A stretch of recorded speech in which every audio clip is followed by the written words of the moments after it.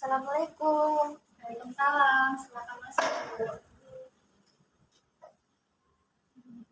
Sebelumnya, perkenalkan nama saya Dian Andri Kepulatari yang bertugas pada majelis ini.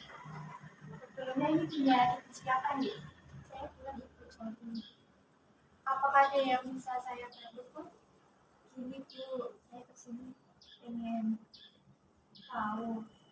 Saya kan udah menikah kurang lebih 1 tahun, tapi saya belum memiliki anak, belum bisa hamil.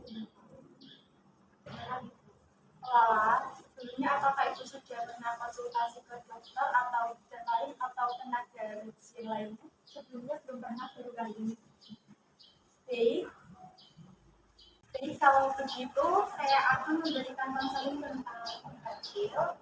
Nah, tujuannya agar ibu mengetahui apa kebutuhan terjadinya sampai sekarang ini. Apakah ibu bersedia? Apakah sebelumnya ibu sudah mengetahui apa itu penyakit infantil? Sebelumnya belum pernah mendengar tentang itu. Ibu, saya jelaskan. Infantil adalah kelainan pada sistem reproduksi, didefinisikan sebagai kegagalan untuk mencapai kehamilan klinis setelah 12 bulan atau lebih setelah hubungan seks tanpa kondom atau tanpa alat lepas seksual.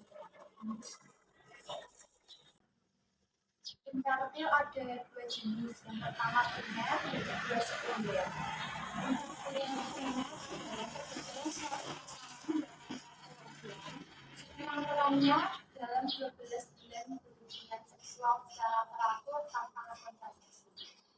Infantil sekunder adalah ketidakmampuan seseorang memiliki anak atau mempertahankan kehamilannya. Untuk tanda dan gejala penyakit infantil ini apa saja? Dan gejala pada wanita yang pertama, terjadinya kelainan pada sistem hormonal. Yang kedua, perkembangan seks sekunder yang tidak normal. Yang ketiga, siklus menstruasi tidak normal. Wanita dengan sindrom berat biasanya pendek memiliki payudara yang berlubang. Yang keempat, saluran reproduksi yang normal. Baik Bu, untuk tanda dan gejala pria yang pertama, riwayat terpapar panas, radiasi, rokok, narkotik, alkohol, dan yang terakhir adalah infeksi. Yang kedua, status gizi dan nutrisi yang kurang. Ketiga, diskusi ereksi. Baik, di sini saya juga akan menjelaskan tentang faktor penyebab infeksi. Baik, di sini saya akan menjelaskan tentang faktor penyebab infertilitas pada perempuan. Yang pertama, kelainan ovulasi berdasarkan siklosid. Yang kedua, kelainan pada vulva, pelvis, dan uterus.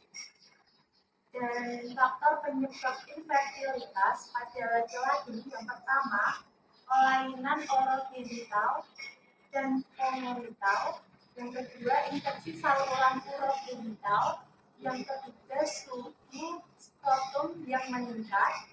Yang keempat, kelainan genetik. Yang kelima, faktor imunologi. Dan cara pencegahan infertilitas yang pertama, mengobati infeksi di organ. Yang kedua, menghindari rokok. Yang ketiga, menghindari alkohol dan zat aditif. Yang keempat, hindari obat yang mengandung seperti jumlah darah. Faktor risiko yang meningkat infertilitas yaitu mengkonsumsi alkohol, merokok, obesitas, stres, olahraga, obat-obatan, dan pekerjaan yang berat. Di sini juga ada penanganan infertilitas. Yang pertama, pemberian antibiotik.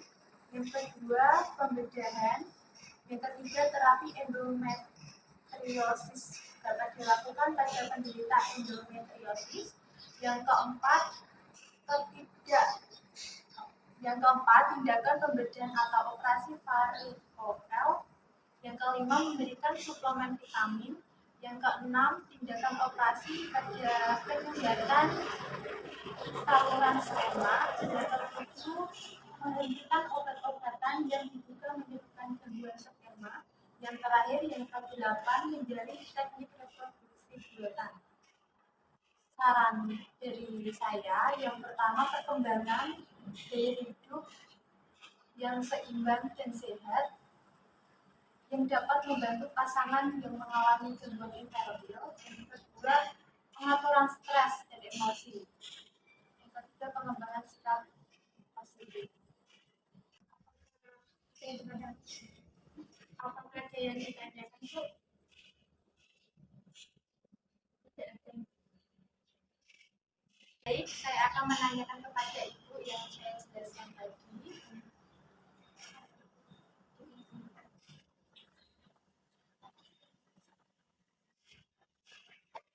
Tadi infertilitas itu apa, Ibu? Infertilitas adalah ketidakmampuan pasangan suami istri memiliki seorang anak yang telah berhubungan seksual selama kurang lebih 12 bulan tanpa alat kontrasepsi. Baik, Ibu sudah paham ya, Bu? Saya akhiri. Semoga Ibu segera mempunyai rombongan. Baik, kalau Ibu sudah paham, saya akhiri. Terima kasih. Baik, Bu. Semoga dapat omongan ya, Bu.